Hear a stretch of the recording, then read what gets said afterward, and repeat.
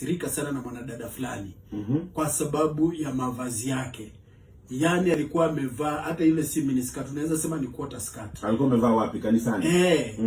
Ezekiel akamfukuza, akamwambia toka katika madhabahu kwa sababu hii vile umevaa haifai hata kidogo. Na mimi nikasema hiyo ni sawa kwa sababu Gidi, mambo ya kuabudu, ukienda maembo ya kanisani pale, unafaa kuvaa vizuri kwa sababu kanisa ni mahali ambapo watu wengi wameenda kuabudu Mwenyezi Mungu, na pia vile unavovaa hasa kama mwanadada inaashiria mambo mengine sana. Kwa sababu huwezi kuja kanisani jamani umevaa kama uenda disco. Inaashiria hata hisia ambazo unapatia labda watu wengine pale kanisani inaudhi. Kwa hivyo ningependa kusema nafikiri ilikuwa ni vizuri yeye kumfukuza ule mwanadada pale. Lakini kwa maoni yangu Bwana Mle, ya si kwamba nakupinga, ndio una msimamo wako na maoni yako. Lakini pia makanisa waweze kumbuka pia pale inafaa kuwa maeneo ambapo pia wanaopitia mambo mengi ni kama kimbilio cha, yani ni eneo ambapo wanakimbilia kuweza kupata mabadiliko na mambo kama hayo.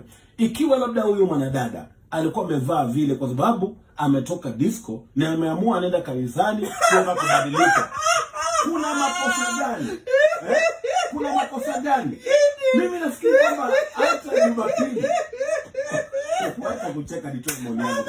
So kwa nini ametoka disco asubuhi? Nimetoa tu mfano. Hata mlevi ambaye ametoka ulevini on Saturday ya usiku na asubuhi ameamua kwenda kanisani, anafaa kupokelewa kwa sababu labda anapitia changamoto za kidunia na ameonja ameenda pale kanisani, anafaa upokelewe ili aweze kubadilika, ili aweze kupata chakula cha roho ambaye inaweza kumbadilisha. Lakini sasa umemfukuza mtu ambaye amekuja pale kukulilia, kutoa manilio, kubadilika. Mwanadada amekuja na miniskati yake, badala umpokelee ili uweze kumpatia mawaidha badilike, wewe unamfukuza. Hiyo utakuwa umefukuza kondoo. Kondoo zingine zisikuja kanisani bana Gidi. Wachana na hiyo maneno kwa sababu pale ni mahali pa heshima.